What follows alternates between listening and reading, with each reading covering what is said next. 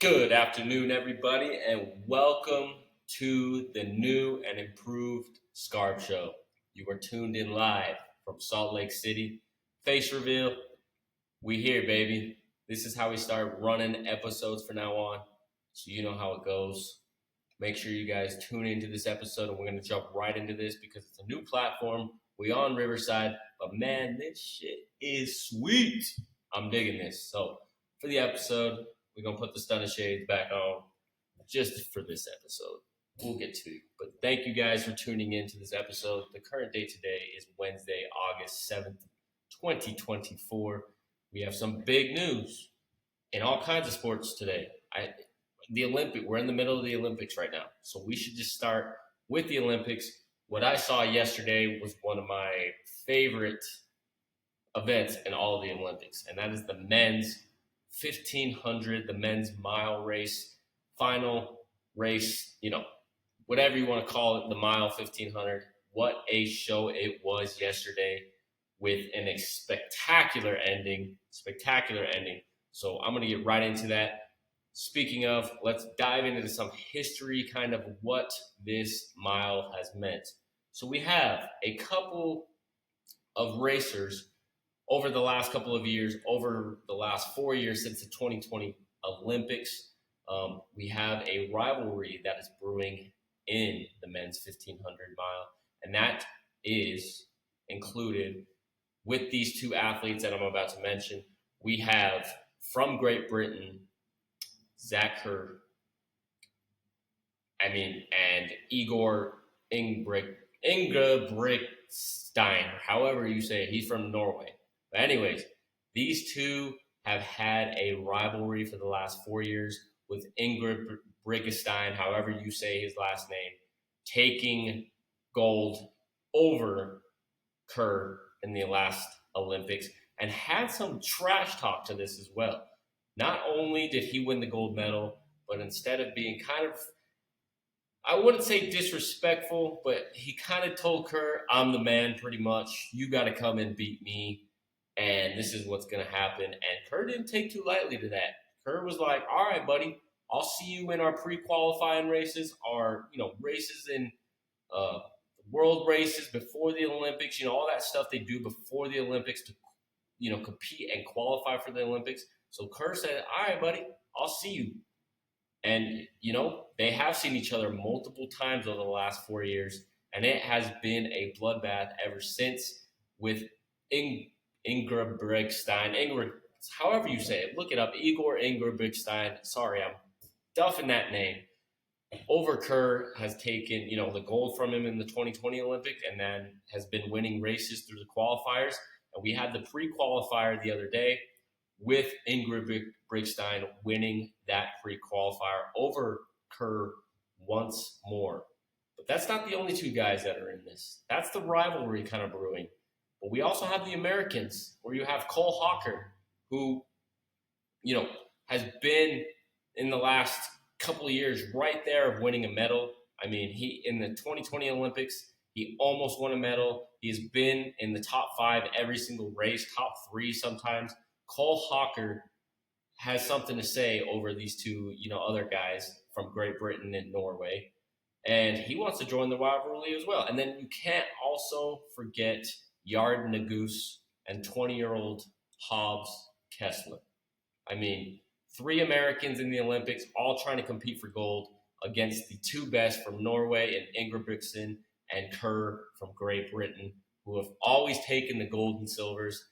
And man, what it was leading up to this race yesterday. It was, if I'm a current, shouldn't say current, but former cross-country runner, and I know what it's like. There's the nerves that come with racing compared to no other. It's just, you want to throw up before a race. You get nerves before every sport, but when you're an Olympic runner or you're a cross-country runner or a track runner, there's just something in the air that makes you want to throw up right then and there, right before the race. And it seemed intense before this race.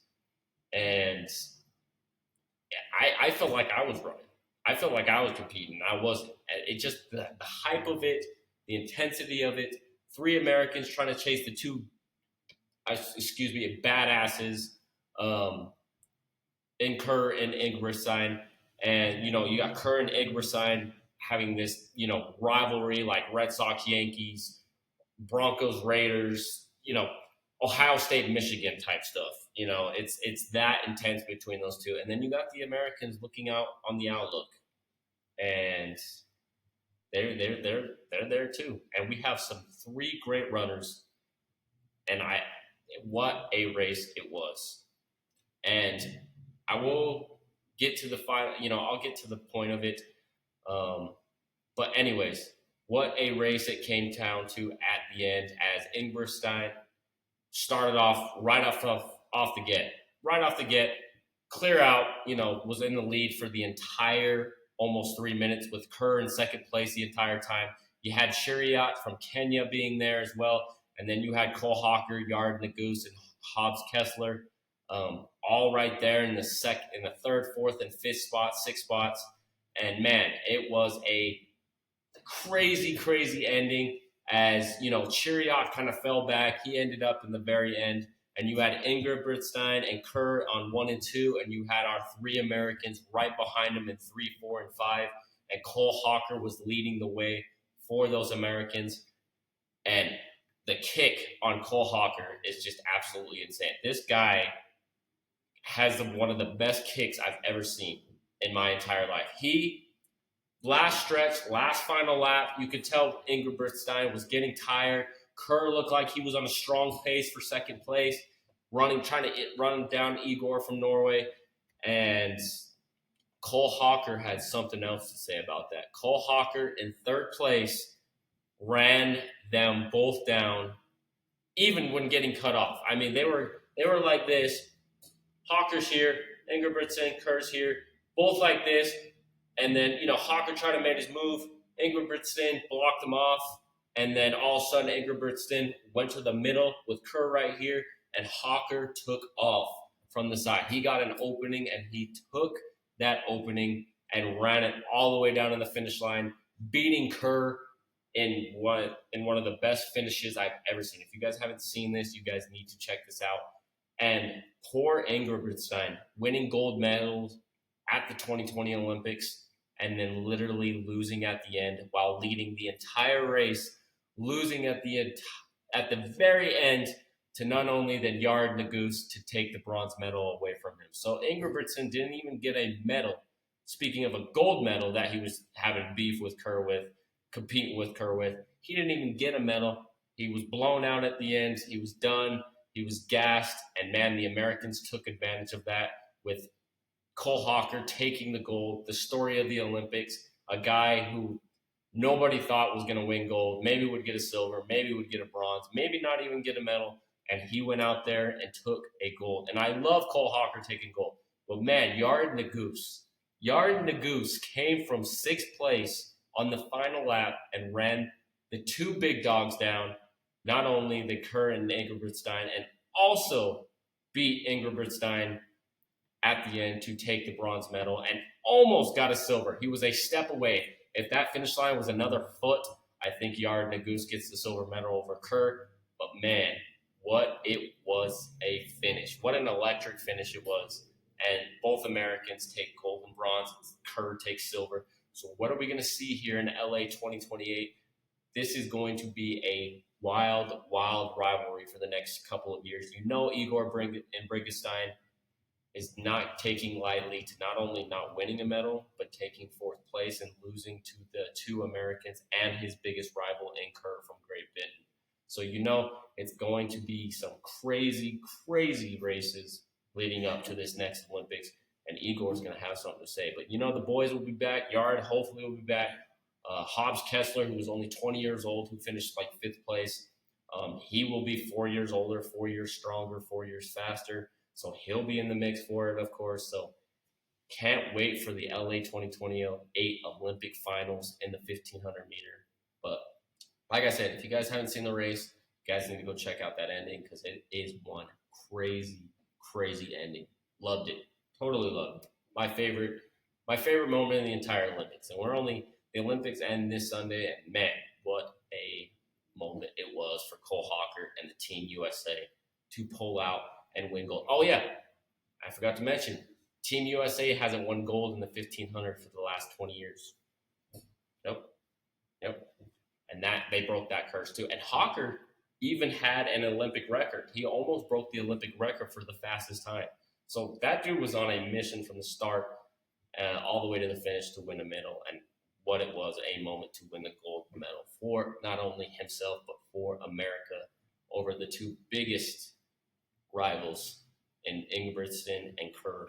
What a story it was. Shout out to Yard and Goose for bronze.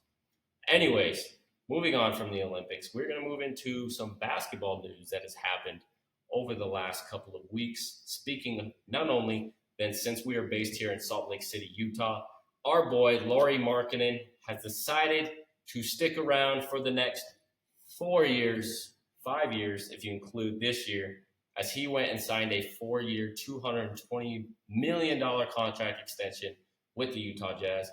Thank you, goodness. The Jazz are finally holding on to one of their superstars and not shipping him out for picks. As there was rumors over the last couple of weeks, Markkanen could get traded.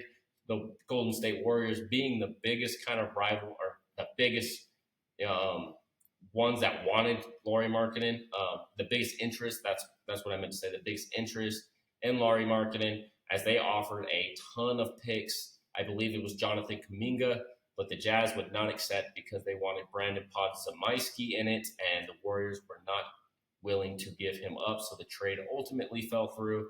So Jazz said, you know what, let's stop making these rumors. Let's hold on to one of our biggest names. And Lauri Markkanen, man, what a guy he is. He's a great player. 7-foot big man who can play the wing spot and shoot three-pointers and also get rebounds, get inside. I mean, the guy does everything.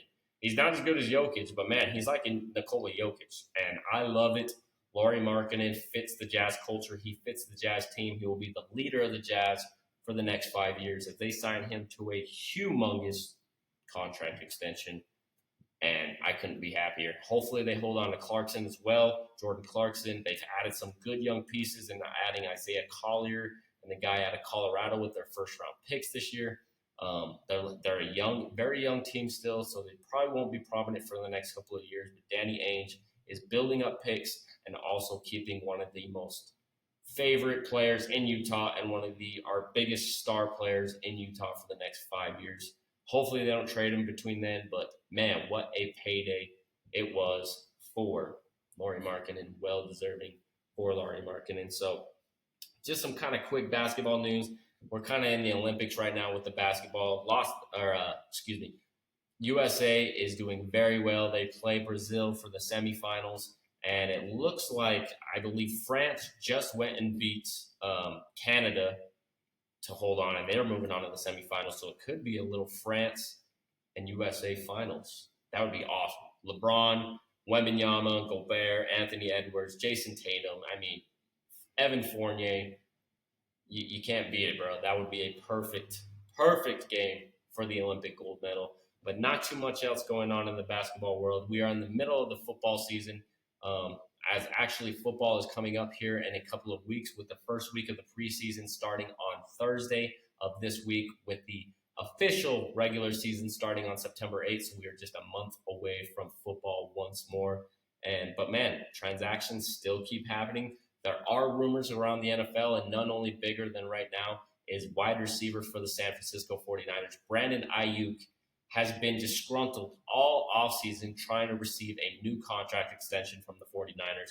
And there has been some rumors over the last couple of days that they weren't going to trade him, but now some teams have switched, as the Browns, the Steelers, and the Patriots apparently all have offers for the star wide receiver in place, and he just kind of has to accept the extension with one of these teams. And it looks like Brandon Aiyuk is on his way out from the San Francisco 49ers before week 1 of the season.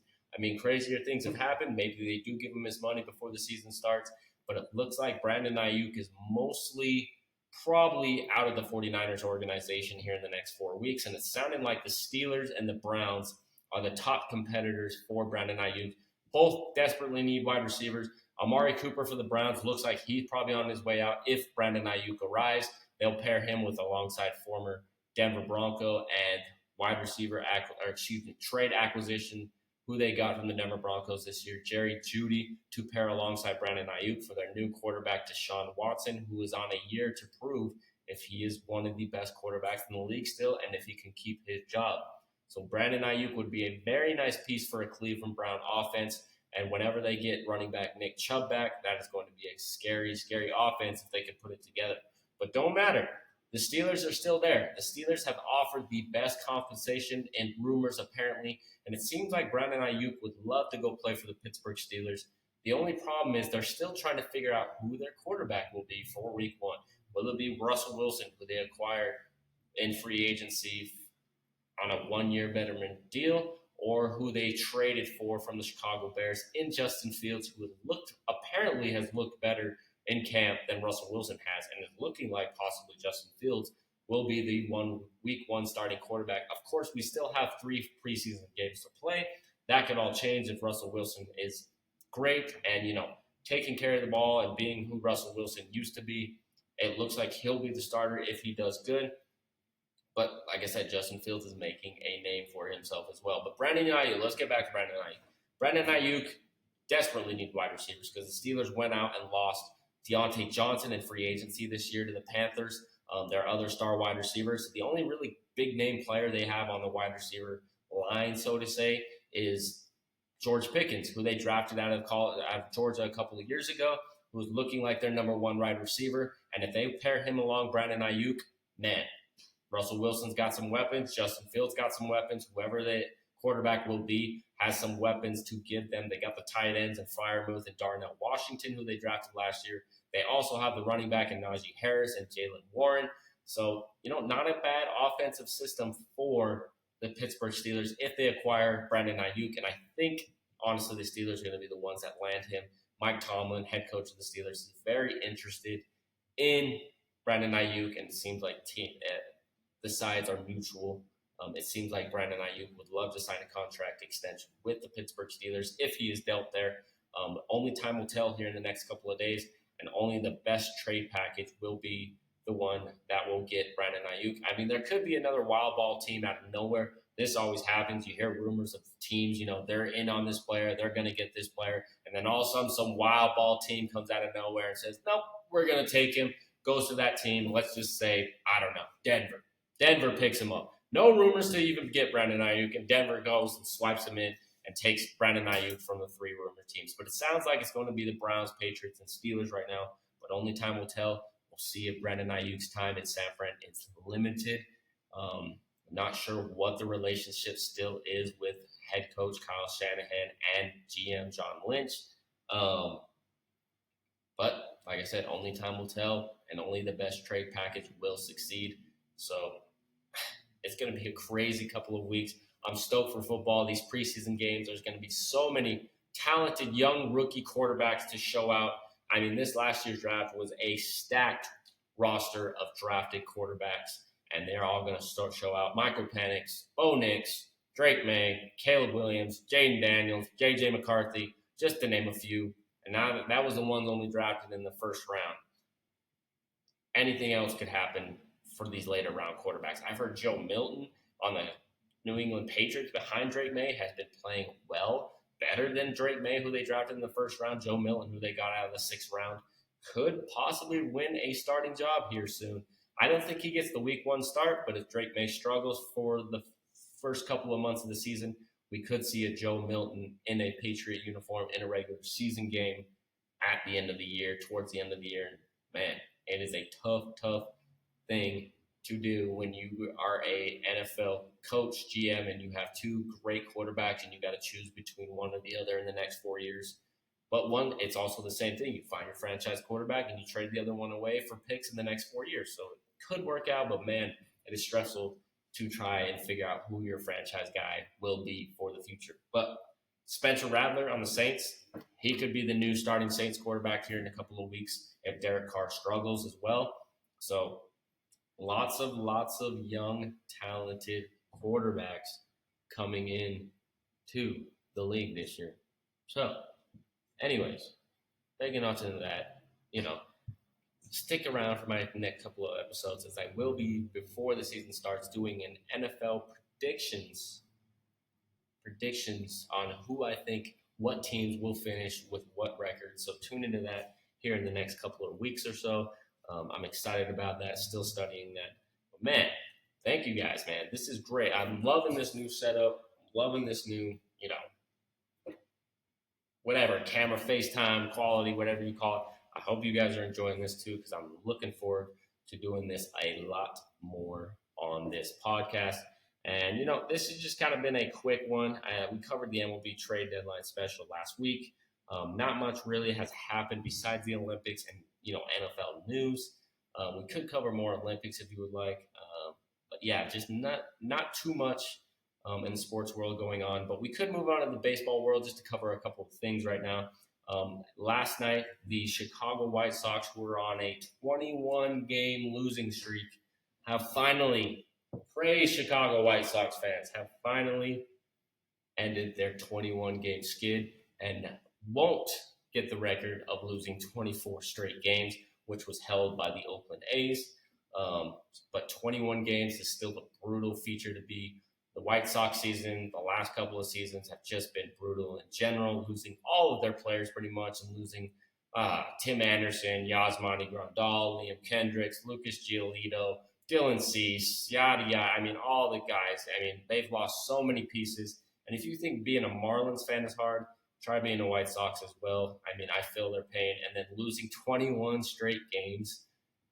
It's not like they were going to make the playoffs anyways, but everybody was rooting for them to lose the record. I mean, unless you're a White Sox fan, everybody is rooting for you on your downfall, apparently. But hopefully the future is bright. They've acquired a lot of prospects from these teams that they've, traded players to. They have a lot of draft picks coming up in the next couple of years. They have some veteran presence still. So it could be a long while, but it will be a long while, hopefully, in a rebuild for the Chicago White Sox to come up soon. But losing 21 straight games is not the way you want to watch baseball or be a fan of. I mean, my team is the Boston Red Sox, and when they lose, 3 in a row, I want to throw the TV across the room. I mean, I couldn't imagine losing 21. That's just me, though. But maybe they just don't care, but I care. If my team was losing 21 straight, there's got to be some changes, and I would be furious. So hopefully that never happens to my team. But I praise you, Chicago White Sox fan. If you're still a loyal Chicago White Sox fan after this, you are a real one. You're a real fan, and I respect and I appreciate y'all. Keep being loyal. Please don't be no bandwagons like the people out here rooting for whoever they riding on. Maybe the Chiefs, maybe the Astros, maybe the Yankees, maybe the Red Sox, maybe the God knows Patriots. I don't know. If you are a White Sox fan and you're still loyal, keep being loyal because we love that. And then speaking of other baseball news that happened last night, Framber Valdez, the starting pitcher for the Houston Astros, was one strike away from coming away with a no-hitter. It would have been his second in 2 years. And wow, what a pitching performance it was. He only had 50 pitches through the 5th inning. I mean, that's just insane. Dude could have went another 6 innings. I think he ended up with 105 pitches, something like that, but lost his no-hitter. One of the hardest features to do in the Major League Baseball, in the baseball world, period. I mean, if it's already not hard enough being a pitcher, trying to throw a no-hitter is just even harder. And he came one strike away from Corey Seager had a different opinion, though. Corey Seager said, you know what, screw your no-hitter. I'm going to hit this ball, and I'm going to put it 400 over the fence, and that's exactly what he did. Last strike, down 2-2, 2 outs, bottom of the 9th. Corey Seager said, all right, I'm done with this. Ball, right, kind of lower left corner. Framber Valdez threw lower left corner, and man, Corey Seager took that ball for a ride into the upper right field deck, about 400, God knows, 20 feet away, and ended Framber Valdez' potential no-hitter. Houston Astros ended up winning the game 4-2, of course, so you always want to take the win. But man, when your arm feels like jello the next day and you didn't accomplish anything but a win, that's got to be a tough thing to deal with. I mean, of course, winning is everything in sports, You always want to take the win, of course, but man, to be on that side of history and that close to history, just to lose it on the last strike, and then the next day feeling the guilt of, man, what if I threw a different pitch? It's got to be detrimental. But that's the way sports goes, man. That's why sports is the best. Sports is, you can't predict this stuff, bro. I mean, you just can't predict it. Sports, there's always something crazy, always something different every single year. Any team, any sport has a chance to win their championship every single year. And the stories that come behind sports, not only with the Olympics, I mean, the Olympics are probably the biggest stories, but any other sport, I mean, just it's like you're reading a book or you're watching a movie. It's storytelling. So if you don't watch sports, man, if you don't watch sports, at least watch them in the playoffs and see if you like that sport. Because I guarantee if you watch in the playoffs, you will like that sport even more. But man, sports are just a story on itself. It's like reading a book, but in real life, live action. I love it, bro. And that's why I do this podcast. So I hope I can bring you guys a little bit more appreciation for sports and a little bit more enjoyment to the sports world and rising up your knowledge, because that's what I'm here for. But anyways, quick little episode this week. I'm hoping you guys enjoyed this episode. Like I said, FaceTime is going to be happening a lot more as we are now on Riverside and new Spotify's platforms and recording. I'm excited. This is dope. I'm stoked. I might rock the glasses for new episodes. This might be my ego. I don't know. But for the first episode, this is sick. So thank you guys again for tuning into this podcast. I mean, I hope you guys tune in to the next ones. I hope you guys enjoy kind of the little face-to-face action. If you would like to be a guest on this podcast, please shoot me a message through my Instagram account, either my personal one or the Scarf Show podcast. Make sure you go and follow and like the Scarf Show podcast on Instagram, and also anywhere you get your podcast, we are available. Make sure you subscribe and make sure you follow this podcast so you don't miss any up-to-date news in the sports world, because you know I got you. Every week, baby, I got you. So thank you guys again for tuning in. I hope you guys appreciate it. This has been the Scarf Show. I've been your host, Andrew Scarborough. We are on a new level this year, and we are live from Salt Lake City, and I appreciate you guys once more. Thank you guys for tuning in, and we'll see you guys next week. Peace.